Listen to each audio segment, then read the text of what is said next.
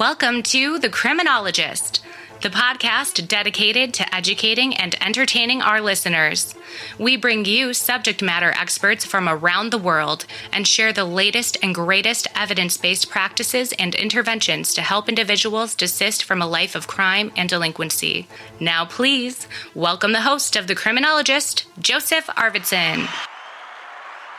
Hello and welcome to episode 224 of the Criminologist Podcast. Happy to have you all with us today. As we are currently smack dab in the middle of the Christmas season, I wanted to bring you something a little different. A gift of sorts, wrapped in both nostalgia and criminology. Today, we are stepping outside the usual format to deliver a very special episode. Our rendition of Charles Dickens' timeless classic, A Christmas Carol. But this isn't just a holiday story. This is a desistance carol, the redemption of Ebenezer Rouge. Through the lens of this familiar tale, we will explore themes central to desistance from crime: change, identity, belonging, and hope. In criminology, we talk about desistance as a process. It's not just about stopping harm, but about transforming one's identity and finding a place in the community. Today's story brings that journey to life in a way that I hope will resonate with you. Whether you are a practitioner in the justice system, someone curious about change, or simply a fan of great storytelling. So, grab your favorite warm beverage, settle in, and join me as we embark on Ebenezer's journey, a story of ghost, redemption, and the power of human connection. And as always, I'll see you all on the other side.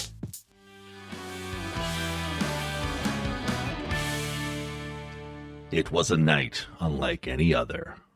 The winter winds howled through the narrow streets, biting and unrelenting, as if determined to pierce the very soul of the city. Distant church bells tolled the hour, their echoes lingering like whispers from another time. The world seemed frozen, still, as if holding its breath for what was to come. And within this cold, unyielding night sat a man named Ebenezer Rouge. Ebenezer Rouge was no stranger to isolation. He lived a life barricaded against the world, a life shamed by harm, regret, and the choices he had made. Once, he had been vibrant, connected, and full of potential, but time and circumstances had twisted his path, leaving him a miserly, self-centered figure, hardened by years of solitude. But what if this wasn't the end of his story? What if the life of Ebenezer Rouge held one more chapter? A chapter where he might find redemption. Can someone like Ebenezer truly change?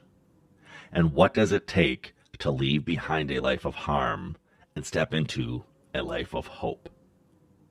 Tonight, we journey through Ebenezer's story.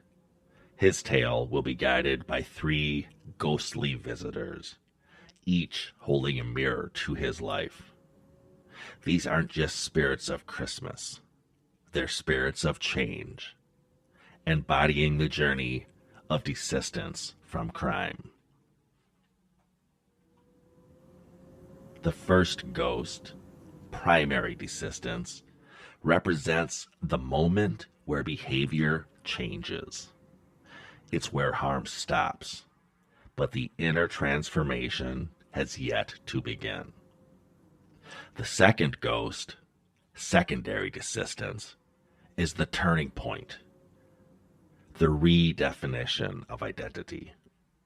It's when someone begins to see themselves as more than their past, as someone capable of change. And the third ghost, tertiary desistance, shows us the power of belonging. It's about finding connection, acceptance, and a meaningful place within the community. Tonight's story is one of reflection, of redemption, and of hope. It's about the possibility of change, no matter how far down the road someone may seem. So, as the bells chime and the wind carries us forward, let us step into the world of Ebenezer Rouge. A world where ghosts don't just haunt us, but guide us toward the light.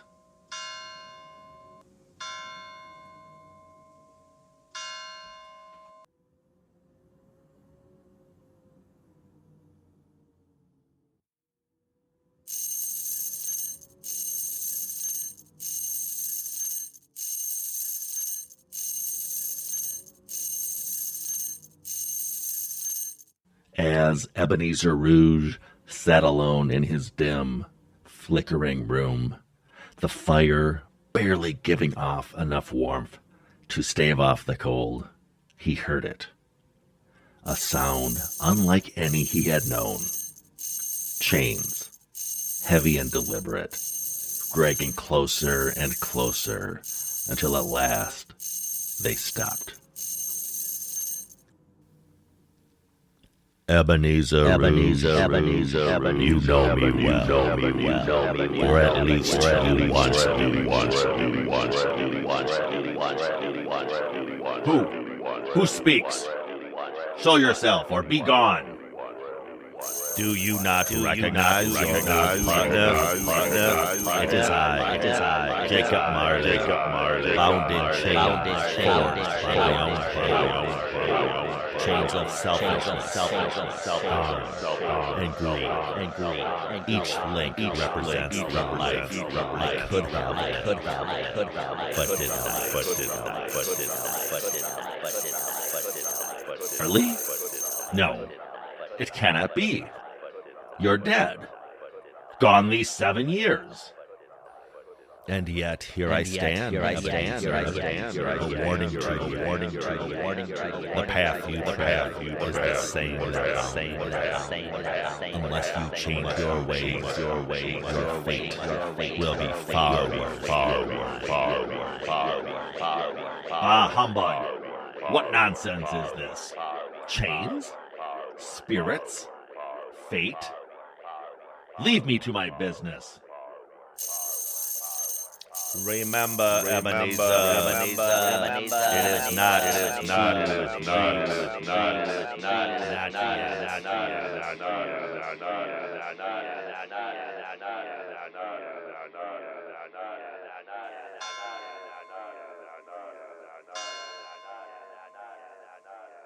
And so, as the last echoes of Marley's chains faded into the night, the room grew still.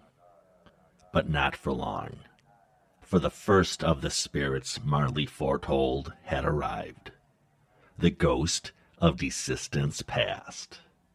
Ebenezer Rouge, I have come to show you the beginnings of your journey, to remind you of the choices you made and the harm that followed.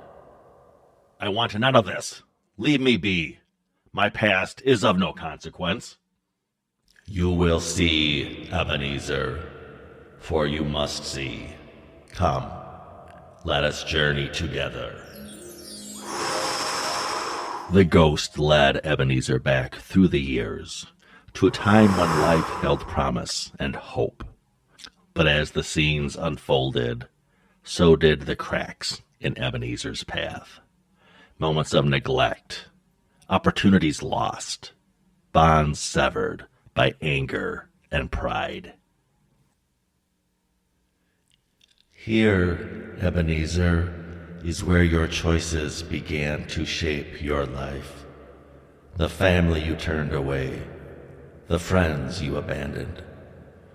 Do you see the harm began? Stop this! This past is gone.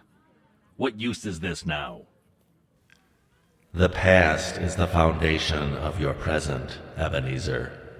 To change, you must first see the roots of your harm. Ebenezer returned to his chair, shaken but defiant. The ghost lesson stirred something deep within him. A flicker of remorse, perhaps, but one buried beneath years of bitterness and denial.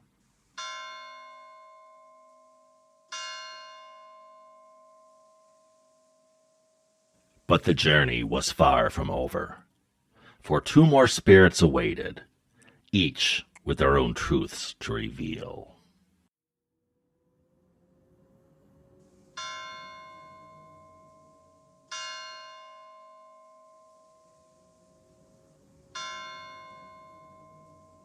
Ebenezer Rouge, look at you, sulking in the shadows of your own making. But tonight is not for sulking. It is for seeing, for learning, for changing. Come now, there's work to be done. Who are you? Another spirit come to torment me with visions of my life? Torment? No, no, my dear Ebenezer. I am the Ghost of Desistance Present, and I bring you not torment, but truth. Look around you. There is so much to see, much to understand.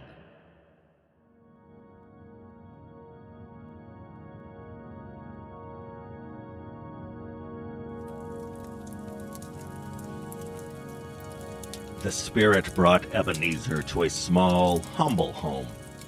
A home where the Ratchet family gathered for their meager meal. Despite their hardship, there was warmth in the room, a sense of love and resilience that Ebenezer had long forgotten. Who are these people? Why have you brought me here?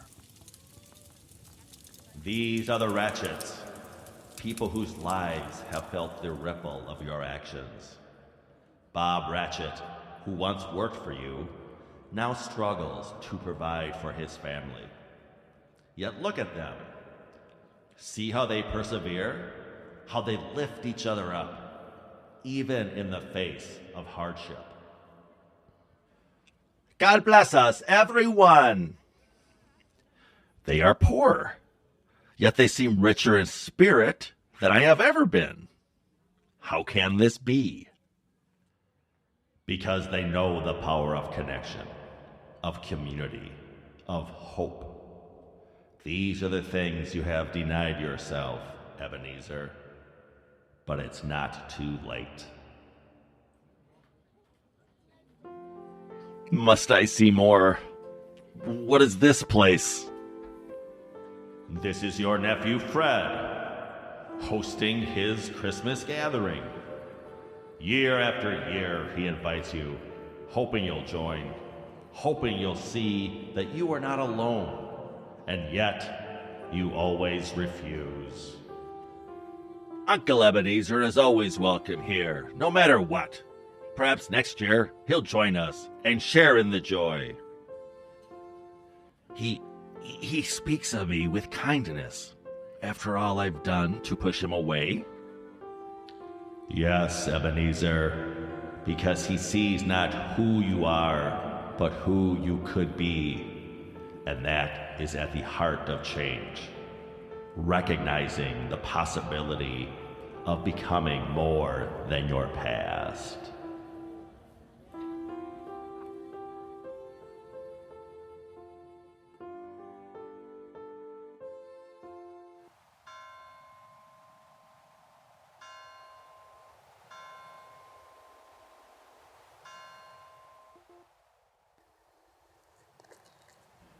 The hour struck once more, and the room grew colder still. As Ebenezer Rouge looked up, he beheld a figure cloaked in shadows, the ghost of desistance yet to come. Silent, foreboding, and unwavering.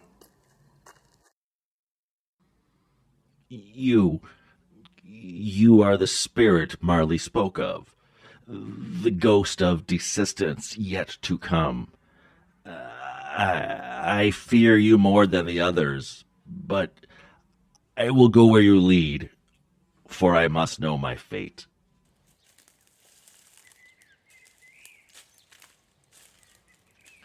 The ghost led Ebenezer to a desolate place, where the air was heavy with sorrow. Before them lay a single grave, untended and forgotten. Who lies here? Why have you brought me to this place? At that, the ghost raises an arm, pointing silently at the gravestone. Rouge hesitates, then kneels to read the inscription. My name? Is it my name? Am I to die alone, unloved, and forgotten?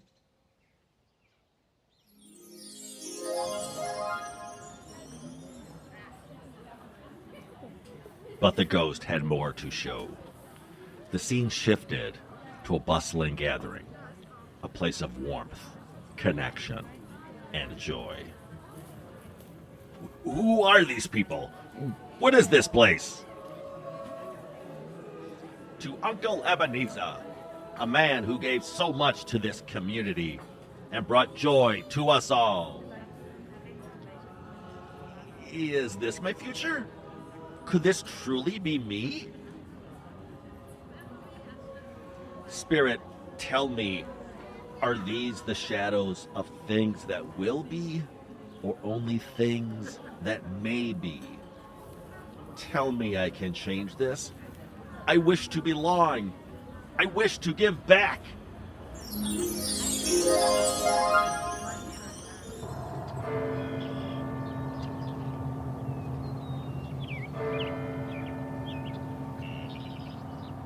I'm alive. The spirits have given me another chance. I will not let these lessons be in vain. I will change. I will become a friend, a supporter, a giver. From this day forth, I will keep the spirit of desistance and belonging in my heart. Through the vision of the ghost of desistance yet to come, Ebenezer Rouge saw the power of belonging and generativity, of building connections and leaving a legacy of hope.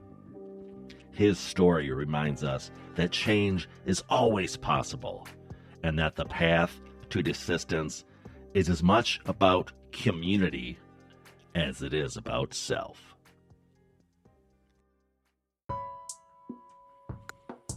Thank you for joining me on this special episode of the Criminologist Podcast. As we've seen through the lens of a desistance carol, change is always possible, no matter how entrenched someone may feel in their past. Ebenezer Rouge's journey reminds us that desistance from crime is a deeply personal and transformative process. One that involves not just stopping harmful behavior, but also reimagining oneself and finding a place within a community. Primary desistance, stopping the behavior, is where the journey often begins. But as we heard in Rouge's story, that's just the foundation. Secondary desistance involves reshaping one's identity, moving from seeing oneself as the offender to embracing new roles, perhaps as a mentor, a parent, or a contributing member of society. And finally, tertiary desistance begins belonging and acceptance, a vital reminder that true transformation is supported by connection, not isolation. These principles are at the very heart of the TIDES Supervision Model. TIDES, short for Trauma-Informed Desistance, recognizes that every individual's journey requires a tailored approach. It's about meeting people where they are, understanding the role of trauma, and supporting clients in building the resilience and connections needed to truly break free from cycles of harm. Whether you are a probation officer, a supervisor, or a practitioner looking to create meaningful change, TIDES provides a framework that not only promotes accountability, but also nurtures growth, healing, and connection. If today's episode inspired you, or if you'd like to learn more about how TIDES can enhance your practice, I encourage you to visit our website at thetidesllc.com. There, you will find resources, insights, and information on training opportunities. Let's continue working together to build pathways to hope and change, not just for those under supervision, but for the communities they call home. Thank you for being a part of this journey with us today. From all of us here at the Criminologist Podcast, have a Merry Christmas and a Happy New Year. And remember, change is always possible. And always remember, folks, there's no them, there's only us. The Criminologist Podcast is a production of the Paragon Group, LLC. For speaking engagements, interviews, program design, or training opportunities, please visit us at theparagongroup.llc.com. If you enjoyed the show, you can find more content and videos on our YouTube channel, The Criminologist. Don't forget to like and subscribe. Both the Criminologist Podcast and the Criminologist channel are brought to you by the Criminologist Media Group. Be sure to give us a 5-star review, and thanks for listening.